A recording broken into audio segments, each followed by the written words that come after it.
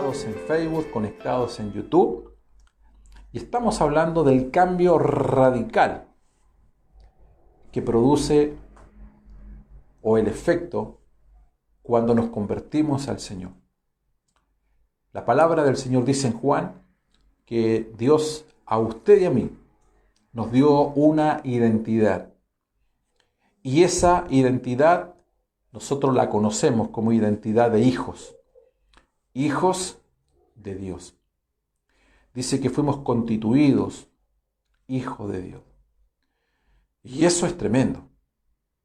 Eso es tremendo. Eso no es una frase rebuscada o una como que a Dios se le plació simplemente dar palabras de buena crianza, tocándote tu cabecita y diciendo, ya, está bien, eres un... No, Dios está hablando en serio. Cuando dice, los que no tomamos las cosas en serio somos nosotros. Los que jugamos y creemos que ser hijo de Dios es algo sencillo, simple, uno más.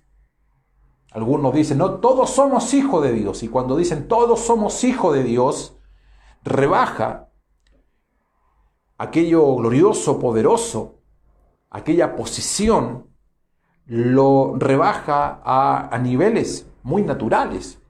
Jesús se paró frente a los religiosos y fue claro cuando les mencionó, mirándole a los ojos, vuestro padre es Satanás el diablo. Por lo tanto, le está diciendo, no todos son hijos de Dios. Hay otros hijos, pero que no son hijos de Dios. Pertenecen al reino de las tinieblas. Viven en la ignorancia. Entonces, si hay algo que produce el nuevo nacimiento en nosotros,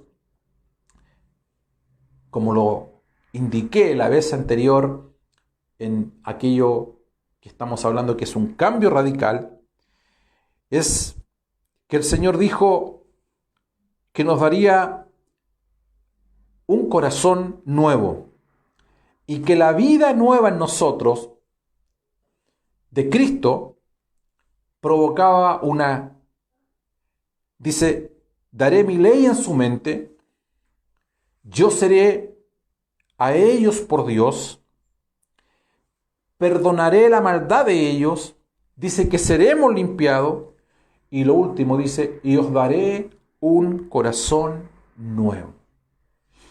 Un corazón nuevo. Cuando hablamos de corazón, nosotros no estamos hablando de el órgano, que está acá en centro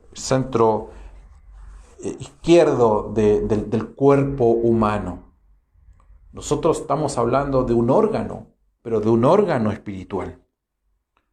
Y eso es completamente radical, porque hablamos de un cambio radical en el nuevo pacto, que es Cristo en vosotros, la esperanza en gloria. Todo el sistema o la forma como Dios opera y trabaja en cada uno de nosotros ya deja de ser externo y ahora es interno. En el viejo pacto todo era a partir de lo que el hombre podía hacer por Dios. En el nuevo pacto es todo lo contrario. Es lo que Dios puede hacer por ti. La palabra consumado es una palabra que se define básicamente como que todo está hecho. A nosotros, mayormente gente que tiene liderazgo dentro de las congregaciones, partiendo por los pastores, por cierto, en mi caso, costó mucho poder comprender en mi espíritu el desarrollo de esta afirmación. ¿Por qué?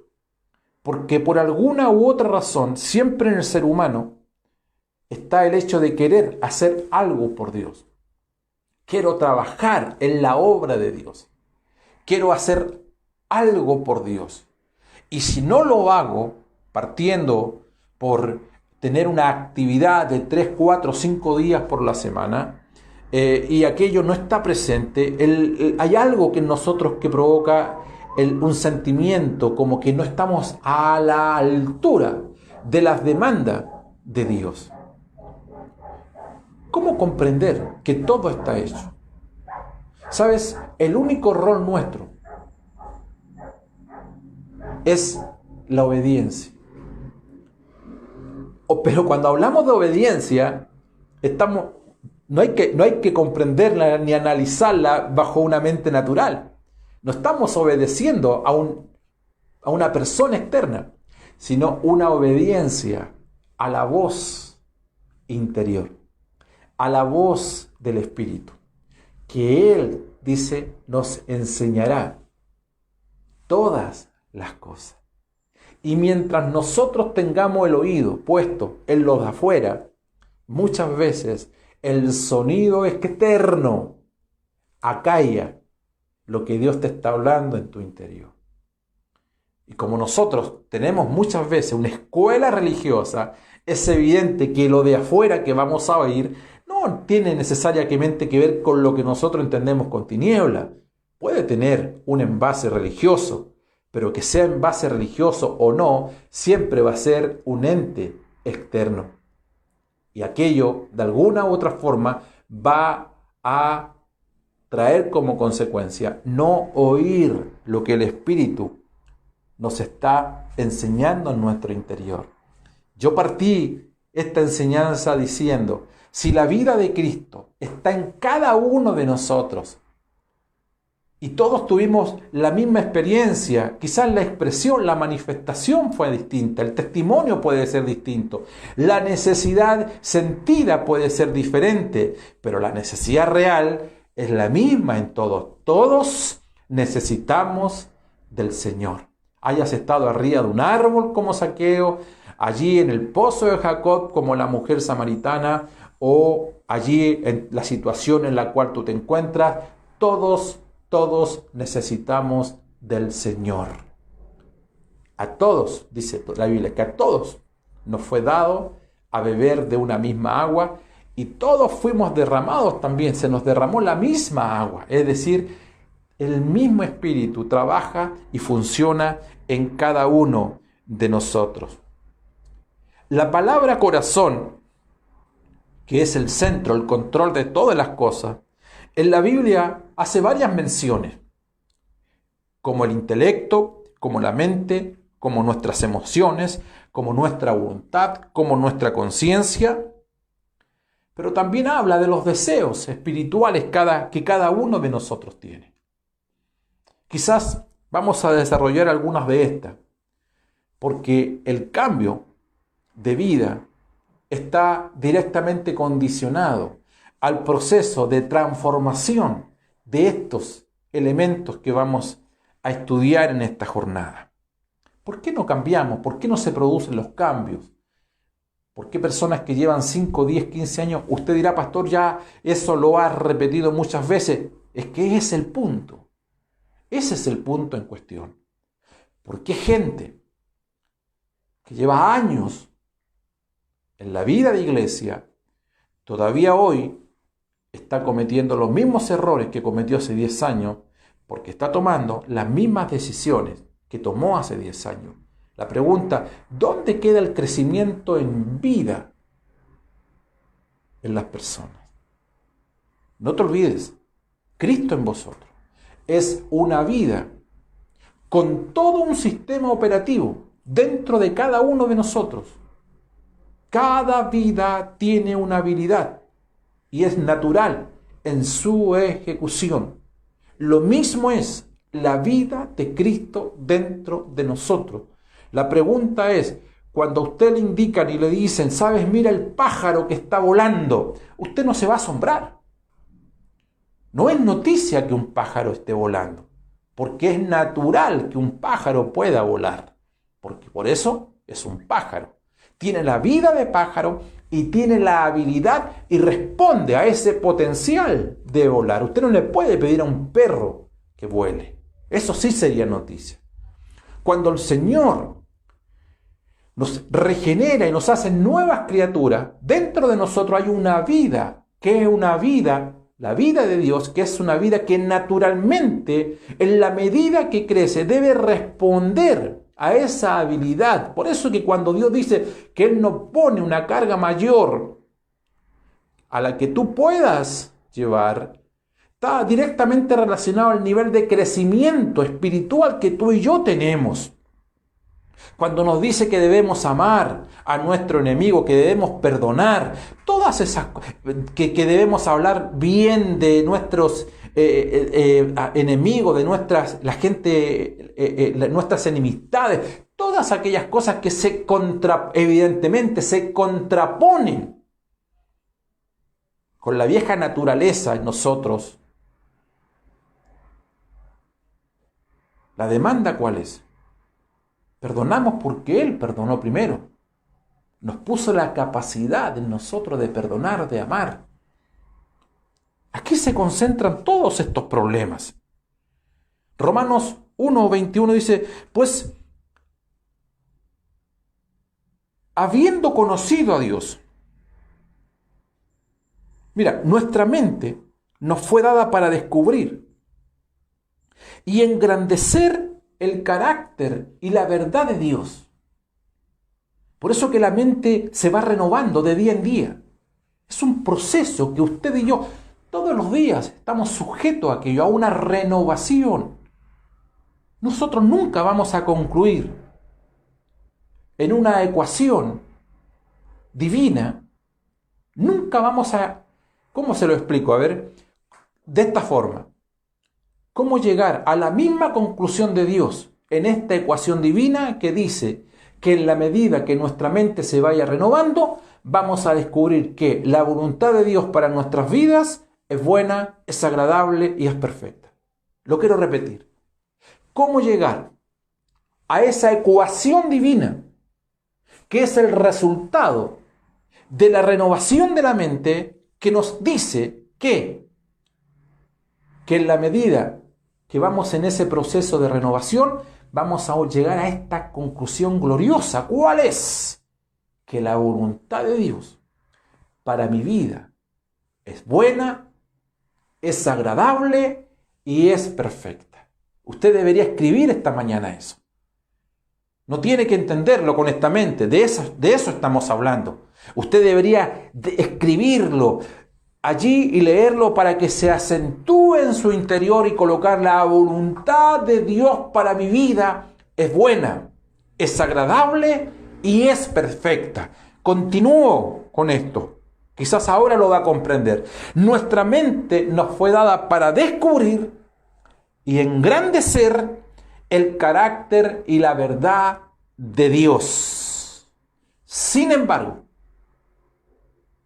Romanos 1:21 dice: pues habiendo conocido a Dios, no le glorificaron como a Dios, ni le dieron gracias, sino que se envanecieron en su razonamiento, y su necio corazón fue entenebrecido.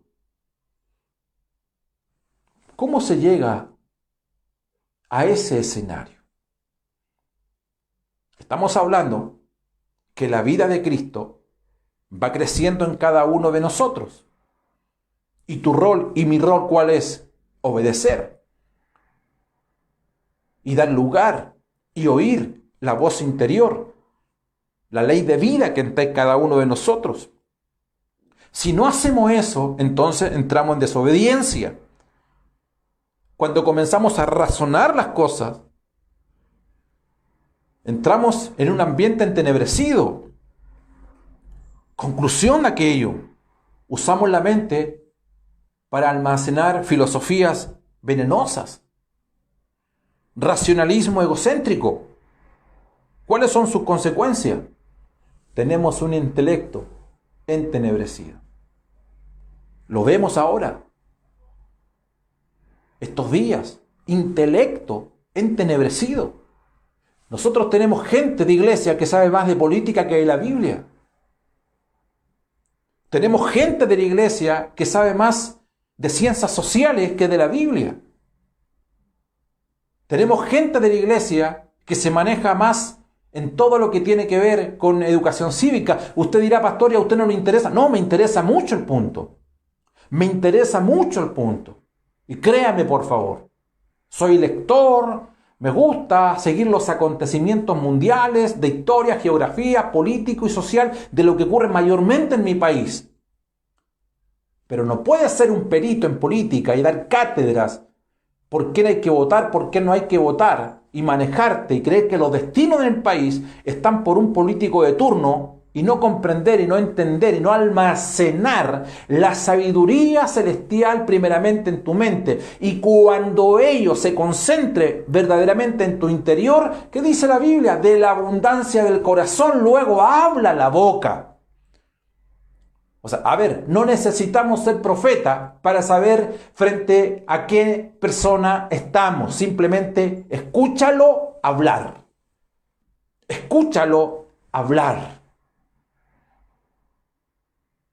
Entonces, ¿qué ocurrió? ¿Qué pasa con nuestra mente? Se la hemos entregado en bandeja a filosofías que vienen desde el mismo infierno y han hecho de nuestra mente, como lo dice Pablo, envanecieron su razonamiento.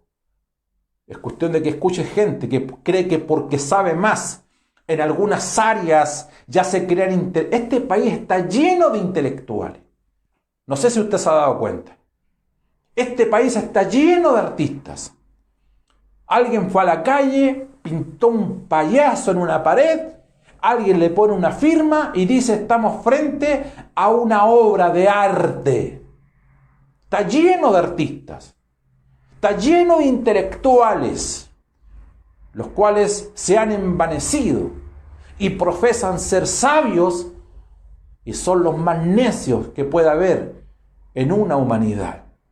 Sin embargo, la gente de Dios, la gente que ha nacido de nuevo, la gente que ha sido regenerada en su espíritu, aquellos que han sido engendrados por Dios, a usted le estoy hablando. La pregunta es, ¿qué haces con aquello que Dios te ha entregado? ¿Cuál estás en pos de obedecer o simplemente, como dice acá el apóstol Pablo, en los momentos de glorificar a Dios y en los momentos de dar gracias a Dios, no lo hicieron? Porque habiendo conocido, cuando dice habiendo conocido a Dios, es porque ya no le conocen. Conocen otras cosas. Tienen sus énfasis en otras cosas. Están ocupados de otras cosas y ante ese temor el apóstol Pablo toma a Timoteo y le dice, Timoteo, eres joven, ocúpate de estas cosas. Cuídate de ti mismo, cuídate de la doctrina nuevamente, ocúpate de estas cosas. La pregunta que el Señor nos hace esta mañana, ¿dónde está nuestra ocupación? Entonces quiero repetir este punto. Se usa la mente para almacenar filosofías. ¿Te has preguntado por qué te cuesta estudiar la Biblia? ¿Por qué te cuesta leer la Biblia? Porque es mucho más fácil estar frente a una pantalla viendo un partido de fútbol. A mí me encanta el fútbol. Estar frente a una pantalla viendo una película, una buena película con tu familia, lo cual es muy bien, está bien. Y otras cosas que puedes ver. Pero ¿por qué mucha gente carece de sabiduría? Las mentes entenebrecidas que no permiten el crecimiento de la vida de Cristo en cada uno de nosotros. Porque a la gente le gusta más estar frente a un video de música y no ser confrontados por las palabras de Dios. Es que no entiendo. Me aburre, me cansa, me agota. Eso se llama rebeldía. Eso se llama rebeldía. Porque si comenzamos a almacenar filosofías venenosas en nuestra mente, ya no pensamos como Dios. Pues habiendo conocido a Dios, no le glorificaron. ¿Y por qué no le glorificaron? Porque ya no le conocen. ¿Y por qué ya no le conocen? Porque están conociendo otras cosas que traen satisfacción. más a los deseos de la carne que a los deseos del Señor. Nuestras emociones. Hablemos de nuestras emociones ahora. Las emociones nos fueron dadas para amar a Dios. Para amar y expresar sentimientos a nuestros cercanos, a nuestra pareja, a nuestros hijos, a nuestros padres. Sin embargo, las emociones han sido degradadas. Y el apóstol dice, hasta que finalmente han sido esclavas de las concupiscencias y deleites personales. Tito, escribe Pablo allí a Tito 3:3, porque nosotros también éramos pasado, en otro tiempo, insensatos. ¿Cómo éramos? Insensatos.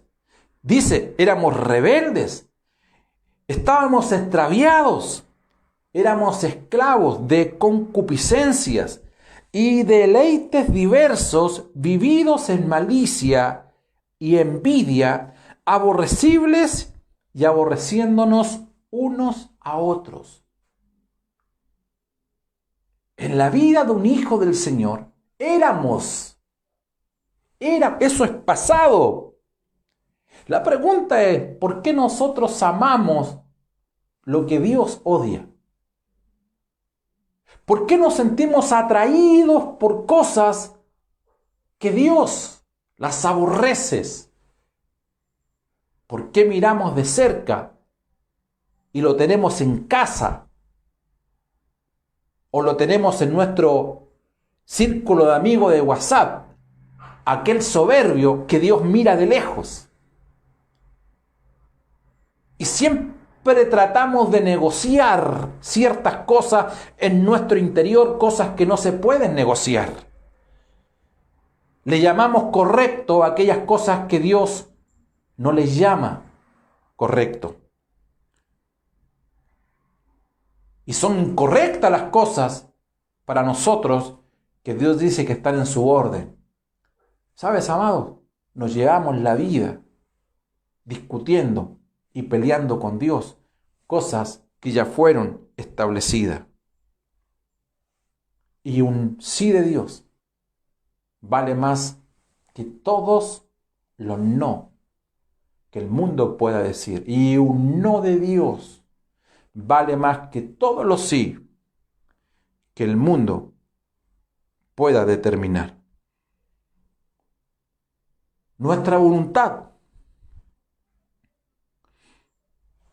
la voluntad nuestra, que en el fondo es una voluntad en Cristo, porque no hay dos voluntades, existe única y exclusivamente la voluntad de Dios. Y toda voluntad paralela a la voluntad de Dios no es voluntad, es rebeldía. Es como Dios dice, y es como Dios dice, y es como Dios dice. ¿Qué significa? Es un don divino que Dios nos ha dado en Cristo para entrar en el desarrollo de elegir, discernir cuál es la dirección a la cual Él nos indica. Pero siempre estamos desafiando a Dios, siguiendo nuestro propio camino.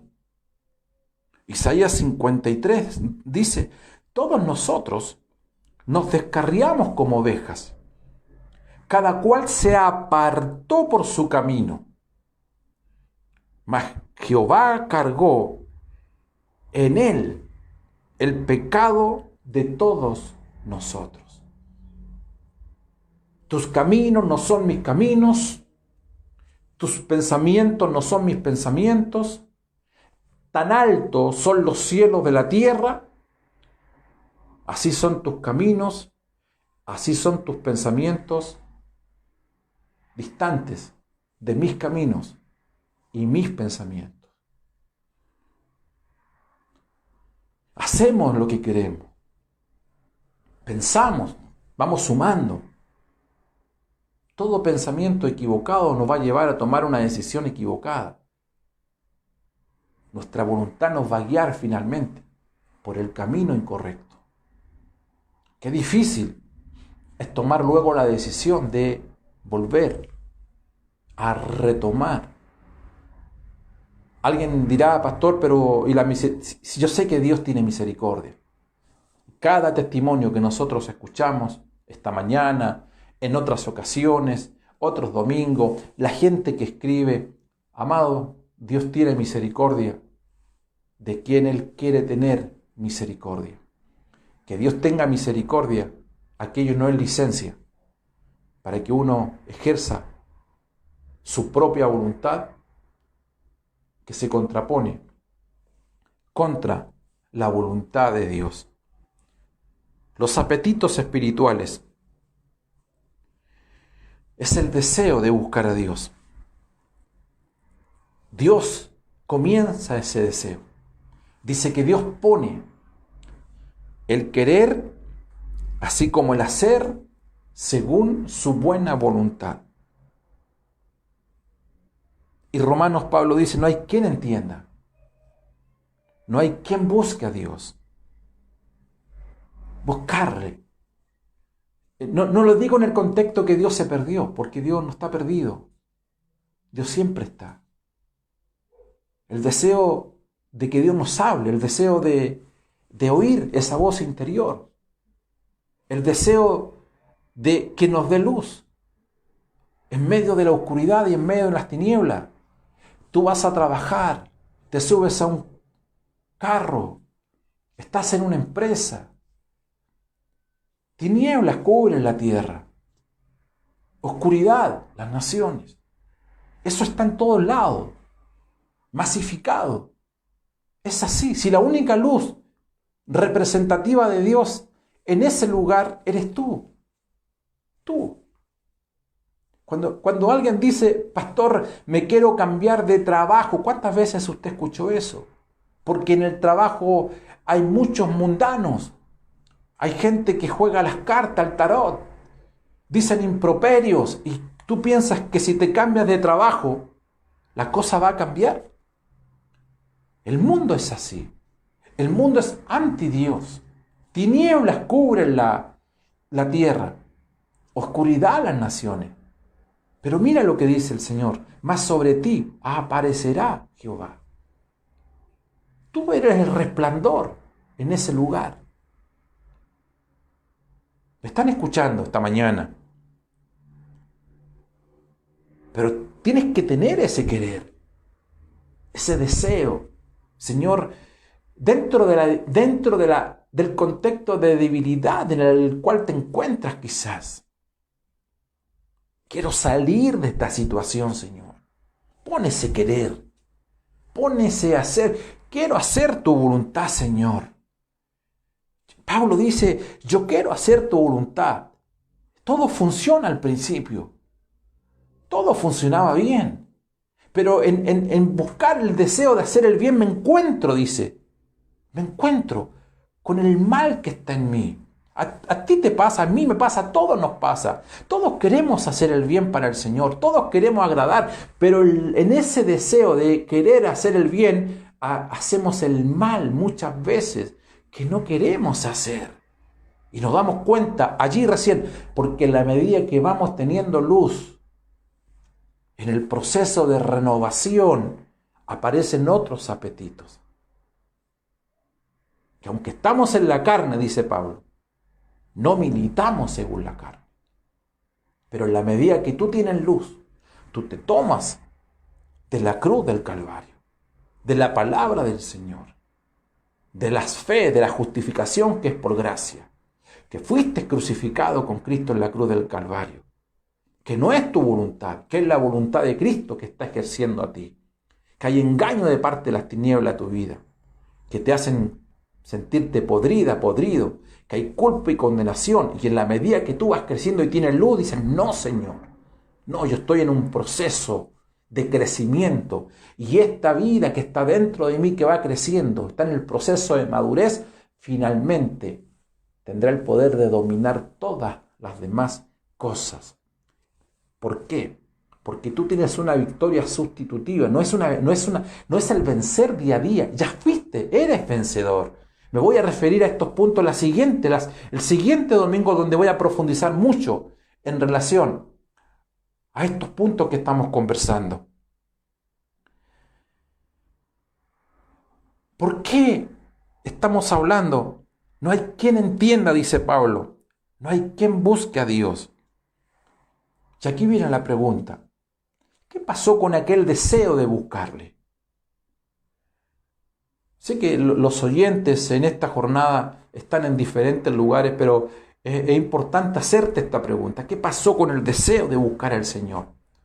De que crezca Él dentro de ti. Señor, dame luz. Señor, dame sabiduría. Señor, quiero avanzar. Señor, quiero crecer. Señor, no quiero quedarme. Señor, no quiero ser un niño de pecho toda la vida. Señor, yo quiero acceder a una palabra más contundente. Quiero vianda, Señor, quiero nutrientes, Señor.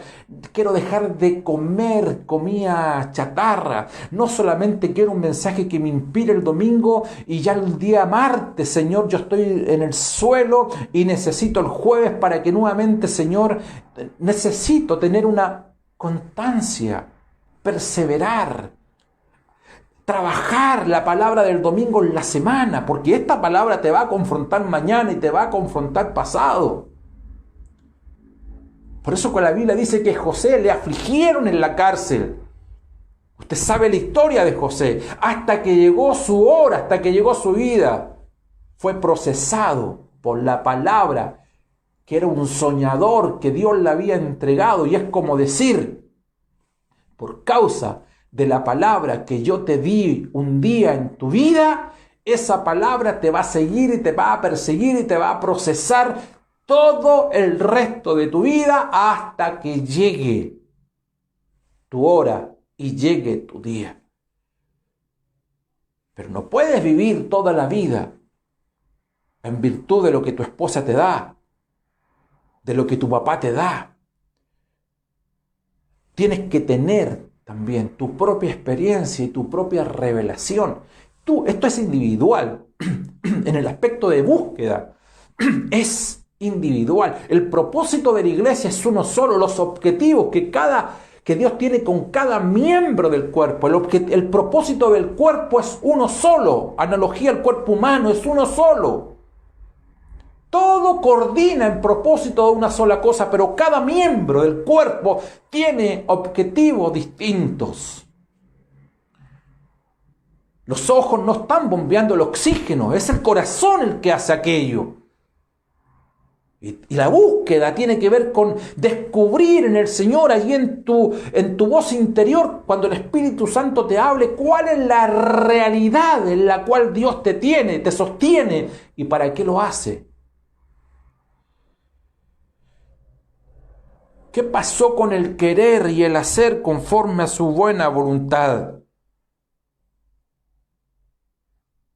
¿No será que muchos están bebiendo, saciando su necesidad en lugares barrosos y comiendo comida que a esta altura de tu vida ya no podrías comer? Lo raro y lo extraño y lo peligroso es que las comidas chatarras también nos dejan satisfechos. ¿Me explico? Tú te puedes comer un churrasco, 2 completos, hot dog, y te van a dejar satisfecho. Hasta ganas de convidarle al que está a tu lado si quieres.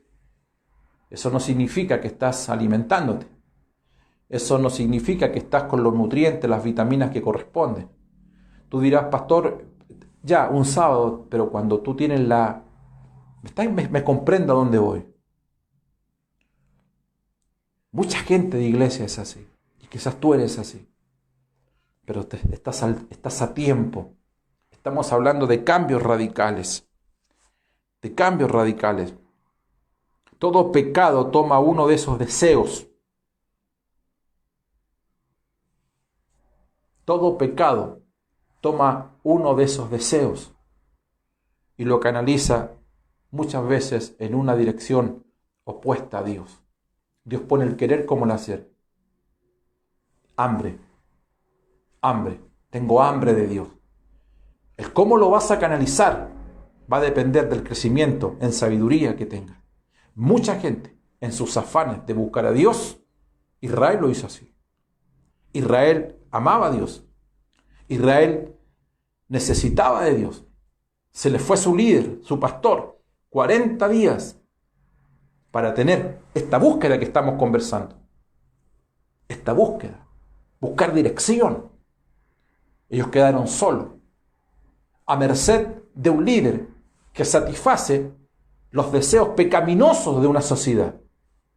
Y como el deseo era bueno, ¿cuál era el deseo? Queremos un Dios presente. ¿Quién no va a querer tener un Dios presente? Bien, pues hagámosle un Dios presente. Véanlo, allí está. ¿Y qué construyeron? Entonces, todo pecado toma un deseo que Dios pone en tu interior. Pero va a depender de ti la sabiduría, la comprensión que tengas, cómo canalizas ese deseo. Voy concluyendo esta jornada. Erramos muchas veces en nuestra búsqueda por caprichos personales, satisfacer deseos egoístas nuestros muchas veces. No debe jamás privilegiar una visión personal en nosotros, egoísta. Es que yo quiero, es que yo deseo. No, debe primar siempre y prevalecer el deseo de Dios hacia su iglesia. Cuando Dios te satisface a ti, ¿sabes? Satisface al cuerpo de Cristo. Nunca algo propio, nuestro, personal. Siempre lo mío tendrá que ver con el cuerpo. Me falta una parte que la voy a completar la siguiente semana, que creo que les va a bendecir para ponerle un sello a esta jornada, de 3 materias que hemos hablado. La primera parte se dio hace un par de domingos atrás. Esta es la segunda, nos falta una parte. Yo quiero terminar orando por cada uno de aquellos que están en casa. No sé quiénes están en casa y dónde se encuentran. Alcancé a saludar a algunos en la mañana, pero quedarme con algo importante. Qué importante lo que dice el apóstol Pablo, que él pone el querer como el hacer. Hay varias cosas que van de la mano acá. Que ese deseo que yo tengo en esta jornada esté alineado con el deseo del Señor. Mira, el deseo del Señor, ¿cuál es? El deseo del Padre, ¿cuál es? Busca el reino de Dios. Busca a Cristo. Mi deseo es buscar a Cristo. Y el deseo del Padre, ¿cuál es? Que si busco a Cristo, todas las demás cosas serán añadidas. Se produce una amalgama, una comunión entre el deseo que Dios produce en mí, como el querer, como el hacer, versus lo que Él me quiere entregar. Tengo la comprensión, la sabiduría para comprender eso. Jamás que un deseo que parte en Dios, que aterrice en mi interior, en mi corazón, en mi mente, derive en deseos que solamente quieran alimentar mis caprichos personales. Los errores se cometen así, porque una mala decisión. ¿Nunca escuchó usted Dios me habló, Dios me dijo? ¿Nunca escuchó eso? Todos, por favor. Parto por mí. Que Dios me habló, que Dios me dijo, que tengo dirección, y muchas veces no fue así. Sí, Dios partió el deseo. Dios comenzó el deseo. Fue mal canalizado. No hubo rectitud. Así comienzan las cosas. Todos comienzan bien, acuérdate. habiendo conocido a Dios. Todos conocemos a Dios. Esta mañana estábamos en nuestra transmisión Zoom y se decía en esa reunión que Dios traiga a los hijos pródigos que se encuentran en diferentes lugares. Y siempre el Padre está allí, viendo. A veces el Padre es quien más confía en que las malas decisiones que tú has tomado se reviertan en una buena determinación. Evidentemente, a propósito del momento difícil que estás viviendo, que no te hundas más, que no te embarren más, que no haya más tiniebla en tu mente, en tus decisiones, en tu depósito intelectual, lleno de filosofías, de ideales que de alguna u otra forma te alejaron del Señor. Pensamientos que después se acentúan en verdaderas fortalezas, donde no hay nada que te cambie. Pero sabes, la misericordia del Señor está esta mañana generando algo glorioso y poderoso. Habiendo conocido a Dios, tú lo conociste quizás. Y lo conociste quizás, eres buena persona, estás en casa. Pastor, pero yo nunca he dejado de congregarme. Pero si hay mucha gente que se congrega y está lejos de Dios porque salen el día domingo y toman sus propias determinaciones, sus propios deseos, caminan en rebeldía, y lo peligroso que creen que están bien. Esto es 100%. Esto no es la mitad del corazón te la entrego, Señor, la mitad de mi intelecto. Esto es 100%. Es una vida nueva. Cristo dentro de nosotros. Oramos. Padre, te damos gracias en esta jornada.